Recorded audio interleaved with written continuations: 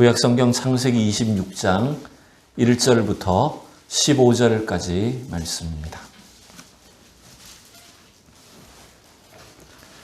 우리 하나님 말씀을 한 목소리로 우리 같이 봉독하도록 하겠습니다. 아브라함 때에 첫 흉년이 들었더니 그 땅에 또 흉년이 들매 이삭이 그랄로 가서 블레셋 왕 아비멜렉에게 이르렀더니 여호와께서 이삭에게 나타나 이르시되 애굽으로 내려가지 말고 내가 내게 지시하는 땅에 거주하라. 이 땅에 거류하면 내가 너와 함께 있어 내게 복을 주고 내가 이 모든 땅을 너와 내 자손에게 주리라. 내가 내 아버지 아브라함에게 맹세한 것을 이루어 내 자손을 하늘의 별과 같이 번성하게 하며 이 모든 땅을 내 자손에게 주리니 내 자손으로 말미암아 천하 만민이 복을 받으리라.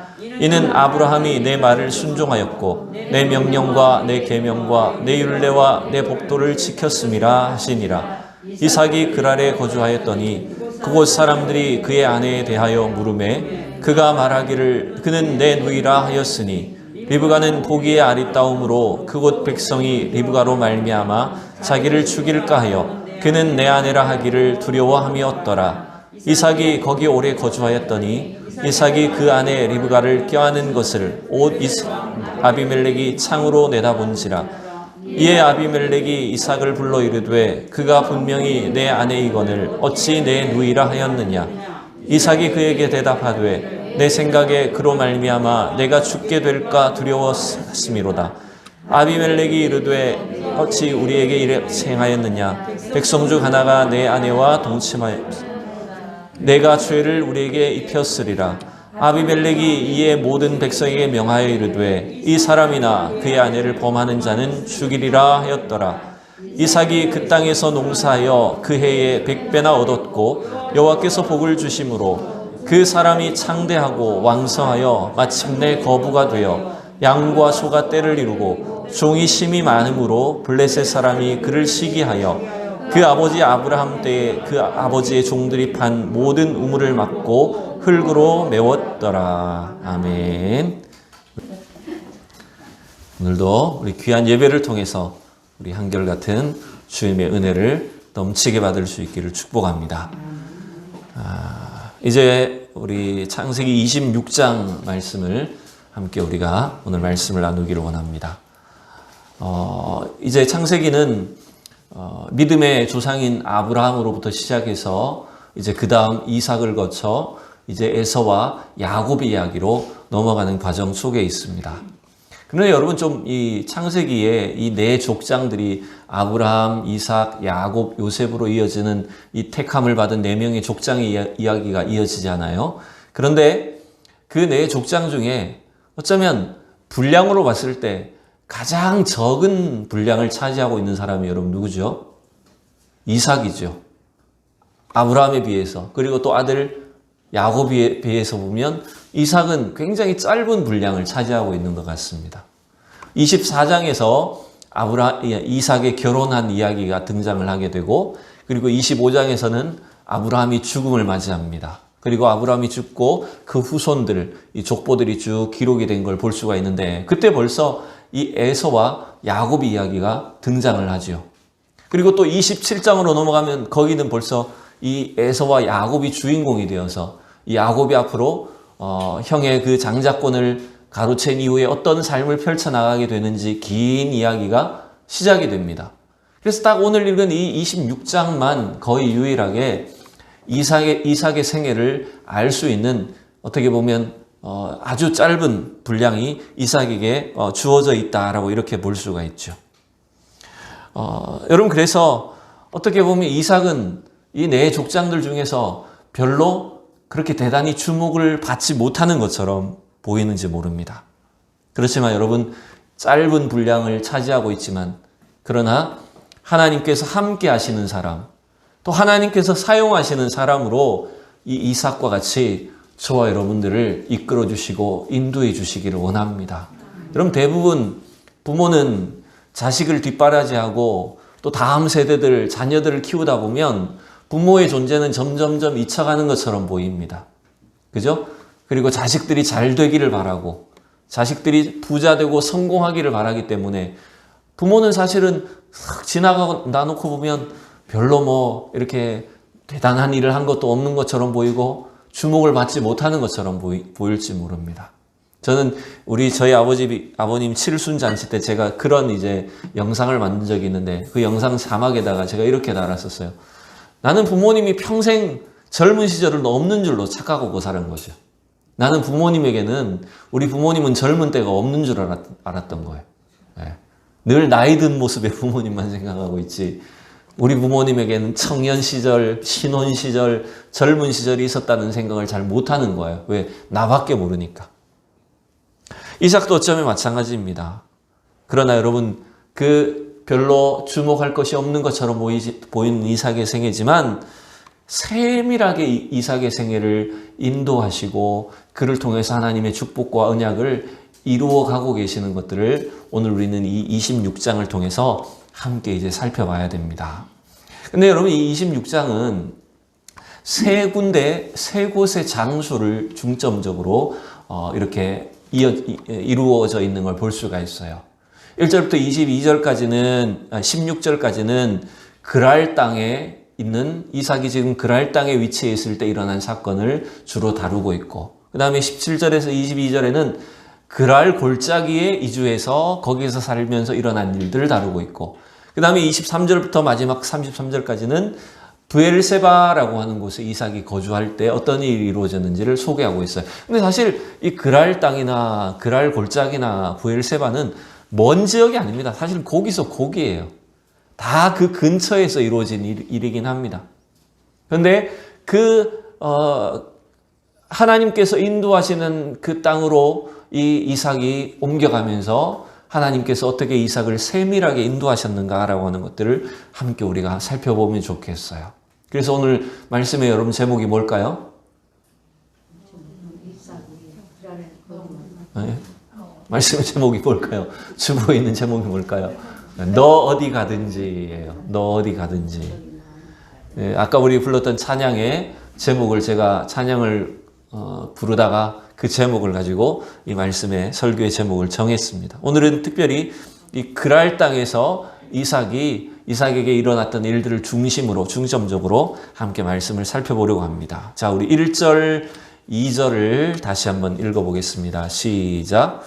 아브라함 때에 첫 흉년이 들었더니 그 땅에 또 흉년이 들매 이삭이 그랄로 가서 블레셋 왕 아비멜렉에게 이르렀더니 여호와께서 이삭에게 나타나 이르시되 애굽으로 내려가지 말고 내가 내게 지시하는 땅에 거주하라. 아멘. 이 26장의 시작은 흉년으로부터 시작하고 있는 걸 볼 수 있죠. 아브라함 때에도 그런 첫 흉년이 있었는데 이 이삭 때에 다시 또 흉년이 들었다라고 되어 있고 이삭이 그 흉년과 기근을 피해서 그랄 땅으로 내려갔다라고 이 26장이 시작을 하고 있습니다. 여러분 이 26장을 읽다 보면 굉장히 사건이 유사한 걸 볼 수 있죠. 아브라함 때에도 흉년이 있었고 이삭 때에도 또 흉년이 생기고 아브라함이 흉년을 피해서 어디로 내려갔어요? 애굽까지 내려갔어요. 그것처럼 이 이삭도 이 흉년과 기근을 피해서 그랄 땅으로 옮겼다라고 되어 있고 하나님 또 애굽에 내려가지 말라고 말씀하고 계시고 굉장히 유사한 사건들이 오늘 이 26장에 계속 이어집니다. 그 뒤에 가보면 또 그랄 왕에게 뭐라고 소개해요? 자기 아내를 동생이라고 아브라함이 했던 것처럼 똑같은 일들이 막 반복되는 것처럼 보입니다. 근데 여러분 이게 부전자전이라서 아버지 따라 아들도 똑같이 하는 것일까요? 근데 여러분 그 세부적인 내용들을 살펴보면 하나님이 아브라함에게 역사하셨듯이 물론 이삭에게도 비슷하게도 역사하시지만 이 이삭의 형편에 맞게 아주 세밀하게 섬세하게 이 이삭을 인도하시는 것들을 우리가 볼 수가 있죠. 방금 말씀드린 것처럼 이 아브라함 때처럼 또 이삭 때에도 흉년이 들었는데 이 아브라함은 애굽까지 내려갔었어요. 근데 이삭과의 차이는 뭐죠?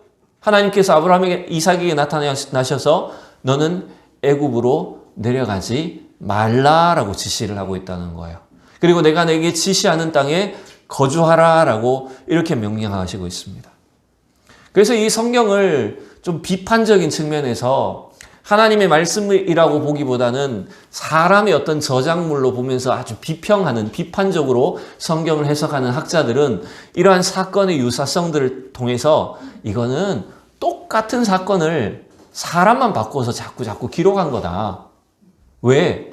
아브라함도 이 그랄 땅에 내려가서 아비멜렉 왕 앞에서 자기 부인을 동생이라고 속였었기 때문에, 똑같이 이삭도 아비멜렉 왕 앞에 가서, 똑같은 왕이잖아요, 그죠? 그 왕 앞에 자기 동생을, 자기 아내를 누이라고 속이지 않았느냐라고 하는 거죠. 그러니까 똑같은 사건을 자꾸 반복해서 기록한 것이 아니냐, 이렇게 비판하는 것입니다. 근데 여러분, 우리가 오해하면 안 되는 것이 그 아비멜렉과 이 아비멜렉은 같은 사람이 아닐 가능성이 훨씬 높아요. 이 아비멜렉이란 말은 사람의 이름을 뜻한다라기보다는 왕의 명칭을 나타내는 의미일 수가 있죠. 왜냐하면 그래서 성경에 아비멜렉이라는 이름이 굉장히 많이 나오거든요. 여러분, 애굽의 왕을 주로 뭐라고 불러요, 우리가? 애굽의 왕을 바로라고 부르잖아요. 파라오, 바로라고 부르잖아요. 근데 여러분, 바로가 사람 이름인가요? 아니에요. 그 왕을 나타내는, 왕이라는 명칭이 애굽에서는 바로예요. 그러니까 왕들이 전부 다 바로라고 불렸던 거죠. 여기도 마찬가지예요. 이 블레셋 왕을 이 아비멜렉이라고 하는 이름으로 불렀을 가능성이 크지, 같은 왕일 가능성은 낮다라고 하는 거예요.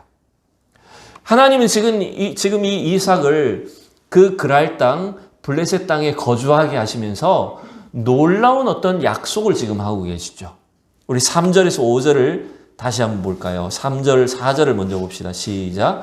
이 땅에 거류하면 내가 너와 함께 있어 내게 복을 주고 내가 이 모든 땅을 너와 내 자손에게 주리라. 내가 내 아버지 아브라함에게 맹세한 것을 이루어 내 자손을 하늘의 별과 같이 번성하게 하며 이 모든 땅을 내 자손에게 주리니 내 자손으로 말미암아 천하 만민이 복을 받으리라. 아멘. 여러분, 놀랍게도 이 이삭도 역시 아브라함처럼 기근을 피해 인간적인 방법을 선택해서 지금 양식을 구하려고 남쪽으로 블레셋 땅으로 내려갔는데, 하나님은 이 이삭을 책망하시기보다는 뭐라고 말씀하시죠? 도리어 아브라함에게 주셨던 그 엄청난 축복과 언약을 약속하고 계세요. 참 특이하죠. 특히 5절을 보시면 이런 표현이 나옵니다. 이는 아브라함이 내 말을 순종하고 내 명령과 내 계명과 내 율례와 내 법도를 지켰음이라 하시니라. 아멘.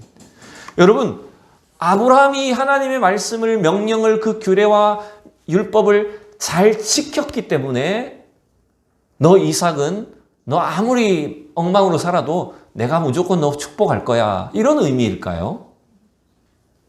여러분, 이걸 우리가 잘 이해를 해야 됩니다. 아브라함이 하나님의 말씀을 잘 순종했기 때문에, 부모님이 예수를 잘 믿고 하나님을 잘 섬겼기 때문에 자식은 아무렇게나 살아도 하나님께서 무조건 복을 주신다는 말씀일까요? 그런 의미가 아니에요. 왜냐하면 우리가 지금까지 아브라함의 생애를 쭉 창세기를 통해 살펴봤지만, 아브라함이 처음부터 마지막까지 하나님의 말씀을 하나도 어기지 않고 순종하고 그 말씀을 따라서 그 명령을 다 지켜 행했나요? 아니잖아요.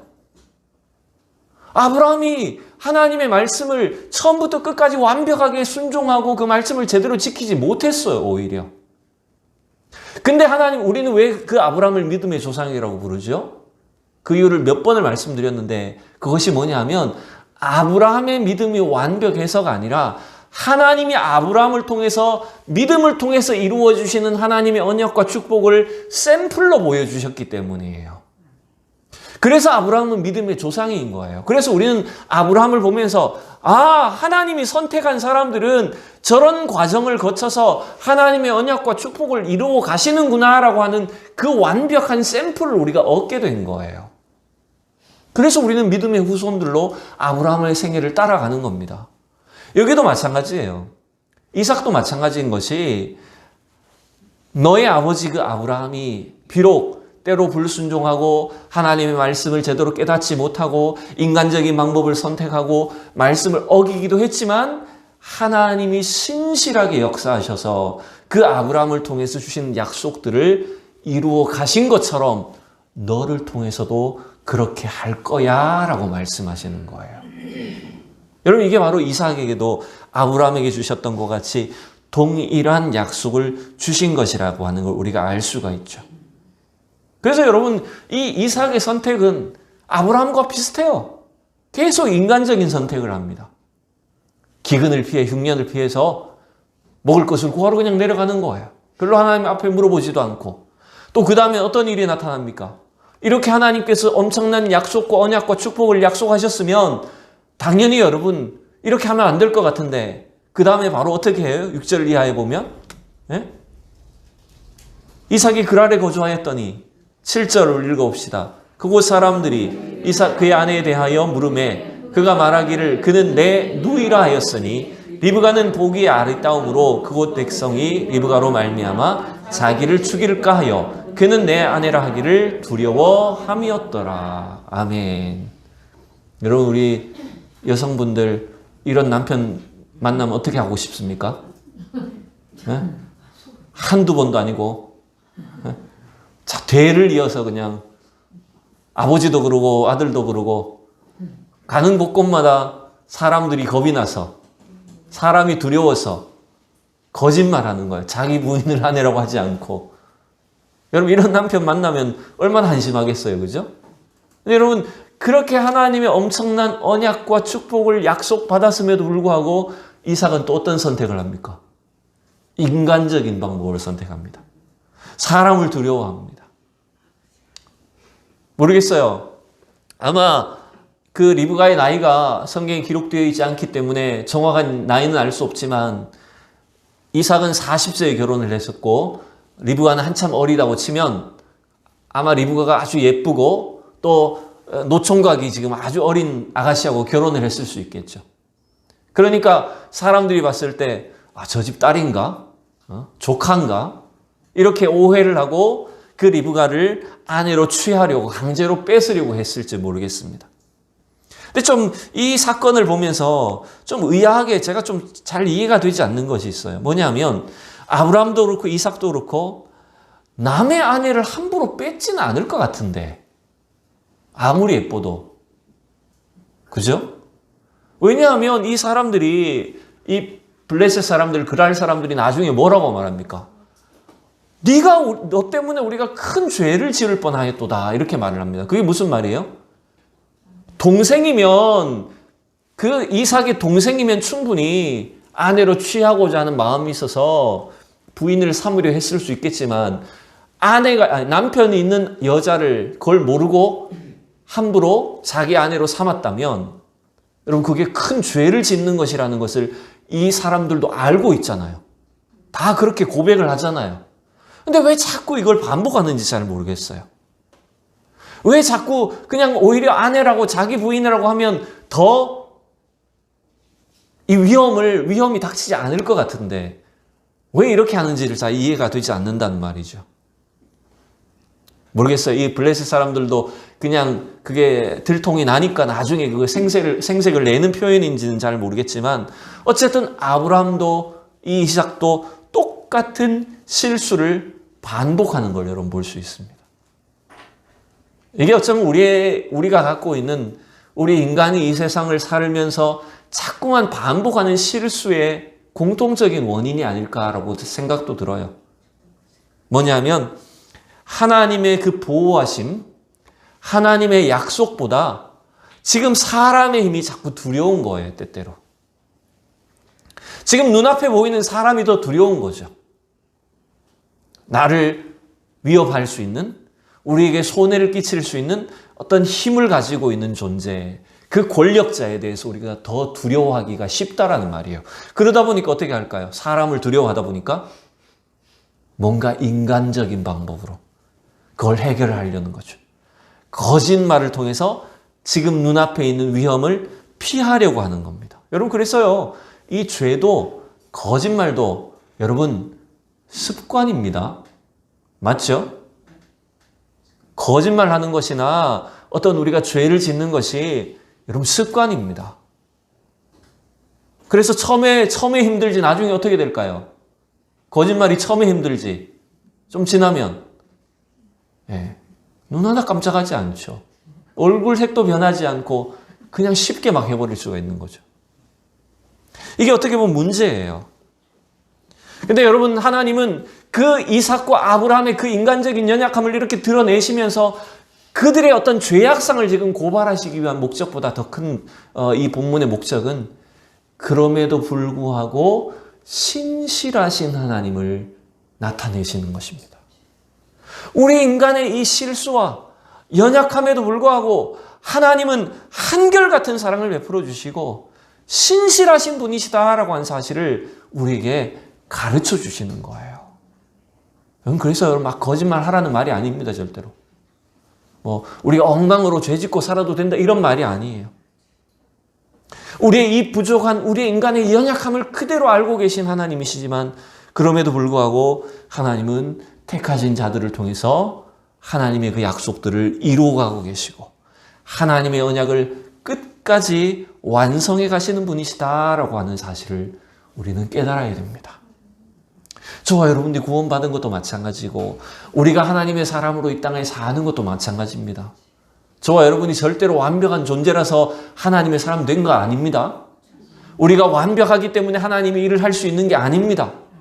우리는 늘 넘어지고 실수하고 어리석은 선택하고 입술로 말로 잘못된 행동과 판단을 하지만 그럼에도 불구하고 하나님의 그 자비로우심이 우리와 함께 하시기 때문에 우리를 인도해 주고 계시고 그 하나님의 그 약속을 우리 안에 이루어가고 계시다라고 하는 거예요. 여러분, 우리는 이 이삭의 생애를 통해서 아브라함의 생애를 통해서 그 일들을 바라봐야 됩니다. 그렇기 때문에 여러분, 이 이삭에게 약속하신 그 은혜가 우리에게 주신 이 은혜가 얼마나 놀라운 하나님의 축복인가라고 하는 것들을 여러분 깨달아야 돼요. 그러다 보니까 오늘 본문은 자연스럽게 여러분 어떻게 이어질까요? 이렇게 여러분 이 이삭이 자꾸 아버지처럼 거짓말하고 위험을 모면하기 위해 여동생이라고 속이고 했지만 마땅히 여러분 그 죄악으로 인해서 이삭이 좀 뭔가 손해도 보고 벌 받아야 될 것 같은데 하나님은 이삭에게 뭘 주실까요? 오히려 복을 주시는 걸 볼 수 있습니다. 여러분 성경을 좀 건너뛰어서 12절을 보시면 우리 12절 13절 읽어볼까요? 시작. 이삭이 그 땅에서 농사하여 그 해에 100배나 얻었고 여호와께서 복을 주심으로 그 사람이 창대하고 왕성하여 마침내 거부가 되어. 여러분 이 구절만 탁 보면 참 좋지 않으세요? 네? 그 해에 농사하여 이삭이 100배나 얻었다. 여호와께서 복을 주셨다. 그래서 사실 제가 이걸 설교를 준비하다가 지난 추수감사절에 요 설교 하려고 그랬었어요. 네, 창세기 26장을 딱 요 부분이 나왔으니 요걸 이번 추수감사절에 설교를 할까 막 고민을 하다가 이제 막판에 바꿨어요. 네. 왜냐하면 이 100배나 얻었다라고 하는 요 한 구절만 우리가 놓고 주목해서 보면 뭔가 이 이삭이 엄청난 일확천금의 어떤 복을 결실을 얻은 것처럼 생각이 되지만 사실 우리가 이 말씀을 자세히 들여다보면 하나님이 이삭에게 주신 복은 그런 물질적인 세상적인 복만은 아니다라고 하는 것을 우리가 알 수 있기 때문입니다. 자, 여러분 이 본문에서 잘 보시면 이삭이 그 땅에서 농사하여 그 해에 100배나 얻었다라고 되어 있습니다. 지금 이 기근을 피해서 흉년을 피해서 이삭이 그랄 땅으로 내려갔어요. 그리고 여러 가지 우여곡절을 겪었어요. 그리고 그 해에 이제 농사했다. 씨를 뿌렸다라는 단어인데 씨를 뿌리고 파종을 했는데 100배의 결실을 얻었대요. 100배의 수확을 얻었대요. 자, 여러분 이삭이 원래 농사하는 사람이었나요? 이삭의 일을 한번 생각해 봅시다. 이삭의 직업을. 네? 요즘 애들은 이삭 토스트밖에 몰라요. 토스트 만드는 사람인 줄 알지 모르겠는데 이삭의 원래 직업이 뭐죠? 네, 소나 양을 치는 목축하는 사람이었어요. 아버지 때로부터. 근데 여러분 성경이 분명히 보니까 농사했다라고 되어 있어요. 이 말은 이삭이 농사가 여러분 서투를까요? 아주 익숙한 농사꾼일까요? 그렇죠. 어쩌면 처음 해보는 일일 수도 있어요. 원래 목축업을 하는데 지금 기근 때문에 양식이 없는 이 온 지역의 사정 때문에 이삭은 그랄 땅에 가서 지금 서투르게 씨를 뿌리고 이제 농사를 막 처음 해보는 그런 사람일 수가 있어요. 근데 여러분 이게 놀라운 것이 뭐냐면 그 서툰 농사꾼과 같은 이삭이 씨를 뿌렸는데 100배나 되는 결실을 거두었다는 표현이에요. 여기서 여러분 100배라는 말은 성경에 무슨 30배, 60배, 100배 이런 표현이 나오잖아요. 그죠? 그게 여러분 단순히 수치적인 개념이 아니에요. 100배를 거두었다는 말이 이삭이 10,000원을 투자를 했는데 저절로 그게 나중에 보니까 100만 원이 됐다. 여러분 이런 숫자적인 어떤 계산을 말하는 것이 아니라 엄청 많다 이런 뜻이라고 보시면 됩니다. 성경에서 100이라는 말은. 100배라는 말은 엄청나게 많은 규모를 말하는 거예요. 근데 여러분 이삭이 씨만 뿌리고 아무 일도 하지 않았는데 100배나 되는 결실을 그냥 거두었다는 말일까요? 여기서 우리가 이 함정에 빠지면 안 돼요. 하나님이 복을 주셔서 이 100배의 결실을 거두게 하셨는데 성경이 말하는 복, 하나님이 우리에게 주시는 복을 우리가 아무 노력하지 않고 수고하지 않았는데 그냥 하늘에서부터 수백 배가 되어서 우리에게 떨어져서 거저 먹었다라는 식으로 생각하는 것은 여러분 큰 착각입니다. 성경적인 복은 절대로 그런 개념이 없어요. 여러분 이삭이 농사에서 100배를 거뒀다는 말을 할 때 그가 초보 농사꾼이기 때문에 아무 일도 하지 않았다는 말일까요? 오히려 어떻게 해야 될까요? 엄청 고생을 많이 했을 거예요. 적방한 땅에 여러분 씨를 심기 위해서 그 심은 것들을 여러분 잘 키우고 물을 주고 여러분 잡초를 뽑아내야 되고 그걸 여러분 열매를 거두기까지 이삭은 엄청난 고생과 수고를 노력을 기울이지 않았을 거란 말이에요. 그래서 그 노력만큼 이삭이 수고하고 노력한 만큼 하나님이 결실을 주셨다는 말이에요. 그래서 여러분 성경적인 복은 심은 대로 거두는 것이 복입니다. 여러분. 우리가 노력하고 수고한 대로 거두는 것이 여러분 성경적인 복이에요. 그래서 우리가 이걸 자꾸 착각하면 안 됩니다. 하나님이 100배의 복을 주셨다고 해서 우리가 뭔가 로또를 맞듯이 어디에 뭔가 투자를 했는데 내가 별로 수고도 하지 않는데 엄청난 결과가 되었다라고 이런 식으로 착각하는 것은 성경적인 복이 아니에요. 그건 오히려 복이 아니라 저주일 가능성이 더 높아요. 시편 128편에 여러분 보실까요? 이 개념을 뭐라고 말하는지 같이 읽어봅시다. 시작. 여호와를 경외하며 그의 길을 걷는 자마다 복이 있도다. 내가 내 손이 수고한 대로 먹을 것이라. 내가 복되고 형통하리라. 여러분이 참 좋아하는 제가 구절인데요. 이 구절을 잘 정확하게 보세요. 뭐가 복입니까? 여호와를 경외하고 그의 길을 걷는 자에게 하나님 이런 복을 주시겠다고 했는데 여러분 그 복이 뭐예요? 내가 내 손이 수고한 대로 먹는 것이 복이라고 말했어요. 실제로 농사가 그래요, 여러분. 우리의 사업과 일이 그래요. 내가 수고한 만큼만 떨어져도 여러분 그게 복이에요. 여러분 실제 농사를 지어보면 어떨까요? 내가 수고한 만큼 나올까요?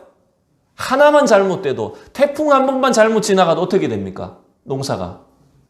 네, 수고한 대로는커녕 본전도 못 건질 가능성이 있어요.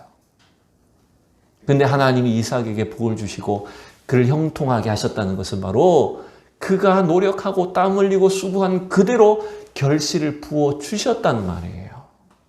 그건 여러분 결국 뭐가 복이냐 하면 100배의 결실이 복이 아니라 하나님이 이삭과 함께 하셨기 때문에 복이란 말이에요. 여러분 우리에게 이러한 복이 있음을 믿으시기 바랍니다. 이러한 복이 우리와 함께하고 하나님이 우리와 함께 하시는 복, 이것이 가장 중요하고 최고다라고 하는 것들을 여러분 기억하셔야 돼요. 우리는 이 구절에서 어떤 결과만 놓고 100배다. 야, 30배도 아니고 60배도 아니고 100배다. 그리고 이삭이 거부가 되었다. 이런 마지막 마무리하는 이 단어들 결론만 놓고 보고 마치 이삭이 노력하지 않고 공부하지 않고 수고하지 않았는데 여러분 결과를 얻었다라고 착각하는 건 여러분 이건 잘못된 일입니다.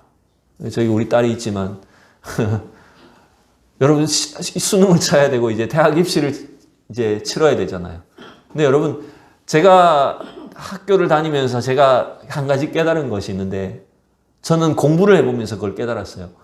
내가 공부한 만큼 시험 성적이 나오는 게 복이구나라고 하는 걸 깨달았어요. 내가 공부한 만큼 학점을 받고 내가 노력한 만큼 성적을 받아서 여러분 장학금이 나오거나 어떤 이런 결실이 나온 그 자체가 복이지, 내가 수고하지도 않고 노력하지도 않았는데 여러분 갑자기 여러분 뭐 하나님이 나에게 꿈으로 나타나셔가지고 뭘 말씀을 해주시고 나가라 다 나가라 막 이렇게 다 찍도록 가르쳐 주시고 이게 복일까요? 그럼 그건 이상한 일이에요. 하나님이 우리에게 주시는 복은 여러분 우리의 매 순간 우리가 참 헤매고 노력하고 땀 흘리고 수고하는 그 모든 과정 속에 우리와 함께 하셔서 우리를 지켜주시고 인도해 주시는 것이 바로 하나님의 복이다라고 하는 것을 알 수가 있습니다. 여러분 결국 그래서 이삭은 이 경험을 통해서 뭘 알았을까요? 아, 하나님이 이렇게 나와 함께 하시는구나. 그래서 양과 소가 떼를 이루고 종이 심이 많음으로 블레셋 사람이 그를 시기했다고 되어 있는데 이제 이건 그 다음 내용이에요. 여러분 그러면 이 이삭이 거부가 되어서 계속 행복하게만 살았을까요? 하나님이 그와 함께 하시기 때문에 아무런 어려움이 없이 고난이 없이 그냥 쭉 살았다는 말일까요? 아니죠. 바로 14절 15절에 보니까 어떤 일이 생겨요? 양과 소가 떼를 이루고 종이 심이 많음으로 블레셋 사람이 그를 어떻게 해요? 시기하여 그 아버지 아브라함 때에 그 아버지의 종들이 판 모든 우물을 막고 흙으로 메웠다라고 되어 있어요. 11절에서 아니 이 블레셋 사람들도 웃기죠. 이 아비멜렉도 웃기지 않아요? 11절에서 뭐라고 말했습니까? 이삭을 해치는 자나 그 이삭의 부인을 여러분 함부로 해코지를 하고 취하는 사람들은 죽이리라 이렇게 말해놓고는 자기들이 이삭이 부자 되니까 어떻게 해요? 바로 마음이 바뀌어버리잖아요. 시기하고 질투해요. 그리고 여러분 교묘하게 지금 이삭을 회방합니다. 이 목축업을 하는 사람에게 가장 중요한 그 우물을 어떻게 했다고요? 메워버렸다고요. 요건 제가 봤을 때 이삭이 알게 메웠을까요? 모르게 메웠을까요? 모르게 메운 거예요. 지금 이삭은 그랄 땅에 있는데 이 우물들은 그랄 골짜기에 있거든요. 그러니까 이삭이 모르게, 이삭의 종들이 모르게 그 아버지 때 파놨던 그 우물들을 다 막아버립니다. 쓰레기를 다 넣어가지고요. 막아놔버리는 거예요. 아주 나쁜 놈들이죠. 그리고는 이삭한테 이제는 또 떠나기를 요구합니다. 아, 당신 이제 우리하고 함께는 못 있을 것 같다. 가십시오. 떠나기를 요구하는 것이 이제 16절 이하의 내용이에요. 이제 그 부분은 다음 주 설교에 이제 다룰 거예요. 그 뒷부분은. 자, 오늘 저는 이 말씀을 통해서 두 가지만 우리가 기억했으면 좋겠습니다. 이삭과 함께 하시는 하나님이 오늘 우리에게도 무엇을 알기를 원하실까요? 저는 첫 번째로 우리가 어떤 상황에서도 여러분 하나님을 신뢰할 수 있기를 원합니다. 지금 오늘 이 본문은 분명히 흉년과 기근으로부터 출발을 했습니다. 이삭의 삶에 여러 가지 어려움이 다가옵니다. 흉년과 기근이 있었죠. 그리고 그랄 땅에 내려갔더니 이제는 또 그랄 사람들이 무서워요. 아비멜렉 왕이 무서워서 자기 부인을 누이라고 속입니다. 또 이삭이 부자가 되니까 사람들이 어떻게 반응해요? 시기하고 방해하고 그를 막 협박하고 박해를 합니다. 여러분 이 과정들을 거치게 하면서 하나님이 이삭에게 뭘 배우기를 원하셨을까요? 내가 너와 함께 한단다. 그들을 두려워하지 말라. 상황을 두려워하지 말라. 하나님을 온전히 신뢰하는 법을 배우게 하셨다는 거예요. 여러분 이게 우리 성도들에게 성도들을 훈련하시는 하나님의 방식입니다. 제가 늘 말씀드리듯이 우리 성도의 삶은, 신앙의 삶은 고난이 없는 게 아닙니다. 하나님이 아브라함을 택하셨고 이삭을 택하셨다고 해서 그들의 삶에 아무 고난과 어려움이 없는 삶이 된 것이 아니라 그 고난을 통해서 하나님이 함께 하시는 삶이다라고 하는 것들을 배우게 하시는 거예요. 그래서 또 고난이 다가올 때마다 하나님을 신뢰하도록, 주님을 바라볼 수 있도록 하시는 것이 바로 이 이삭을 훈련해 나가시는 하나님의 말씀이다라고 하는 우리가 알 수가 있죠. 그래서 여러분 오늘도 저와 여러분의 삶 속에 우리가 이해할 수 없는 일들과 우리가 이해할 수 없는 이런 여러 가지 상황들이 있을 때에 오히려 여러분 이것이 하나님을 신뢰하는 것을 배울 수 있도록 우리에게 주신 놀라운 축복의 기회인 줄로 여러분 깨달을 수 있기를 원합니다. 그래서 여러분 우리는 불평불만하면 안 돼요. 그 하나님의 그 약속 앞에 하나님의 하나님을 신뢰하는 믿음 가운데 우리는 불평불만하지 않고 그 하나님이 주시는 더 큰 은혜와 축복과 계획이 있다라고 하는 것을 여러분 신뢰할 수 있는 믿음이 될 수 있기를 축원합니다. 두 번째, 우리가 오늘 이삭의 생애를 통해서 배워야 될 일은 오늘 우리가 불렀던 찬양처럼 우리가 어디에 가든지 하나님께 순종하는 사람들이 되기를 원합니다. 그랄 땅에 있든지 그랄 골짜기에 내려가든지 또 어디입니까? 브엘세바로 가든지 심지어 우리가 생각지도 못한 그런 장소에 갈지라도 어느 곳에 있든지 우리가 하나님께 순종하는 법을 배우도록 지금 이삭을 훈련하고 있는 걸 여러분 볼 수가 있습니다. 여러분 인간적인 판단과 생각은 자꾸 어떨까요? 요 상황이 딱 닥치면, 어떤 문제가 닥치면 우리 인간은, 사람은 요걸 어떻게 이용해서, 요걸 어떻게 내가 인간적인 머리로 빠져나가고 어떻게 손해보지 않고 요걸 이용해서 남보다 더 부자 되고 기회를 잡을까? 어떤 종목에 투자를 해야 될까? 산성동에 집을 사놔야 될까?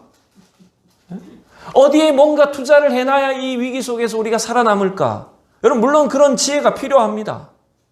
근데 여러분 절대로 자꾸 뭔가 쉬운 방법으로 여러분 세상적인 복을 얻으려고 해서는 안 됩니다. 뭔가 쉬운 방법으로 내가 뭔가 내 인생을 이루고 세상적인 물질과 부를 이루려고 하면 여러분 그건 착각입니다. 여러분 중요한 것은 매 순간마다 하나님이 주시는 그 명령을, 하나님의 말씀을 깨닫고 거기에 순종할 수 있는 사람들이 되기를 원합니다. 여러분 그게 바로 지금 이삭을 통해서 하나님께서 깨닫게 하시고 깨우치고 훈련하게 하시는 거예요. 이삭의 실수를 통해, 이삭의 연약함을 통해 하나님의 말씀을 신뢰하고 그 말씀이 지금 당장 잘 이해가 되지 않아도 그 말씀을 순종할 때 하나님이 주시는 은혜와 축복이 무엇인가라고 하는 것들을 이삭에게 깨닫게 하십니다. 이제 그래서 이 블레셋 사람들이 아비멜렉이 떠나라고 할 때 이삭은 아무 소리하고 떠납니다. 자기 아버지 때로부터 내려온 우물 다 막아놨는데 이삭이 어떻게 할까요? 우리 같으면 손해배상하고 아니면 전쟁하고 싸워야 돼요. 또 이삭이 또 그 우물 팠는데 또 그거 뺏어버립니다. 그 뒤에 부분에 나옵니다.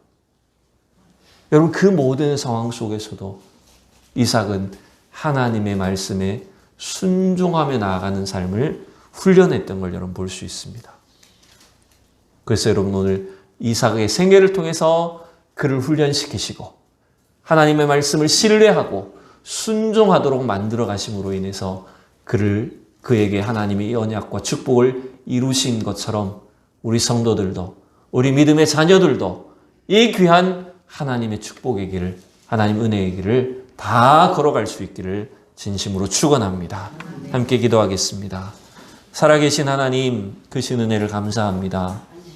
오늘도 저희들을 이 세상 가운데 택하셔서 주의 자녀를 삼으시고 또 하나님 세상적인 방식, 인간적인 생각으로 우리도 늘 넘어지고 실수하고 실패하는 그 상황들을 통해 하나님 우리를 훈련시켜 가심을 감사를 드립니다.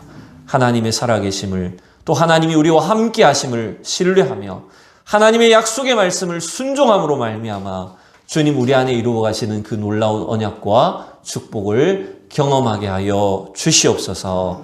감사드리며 예수님의 이름으로 기도하옵나이다. 아멘.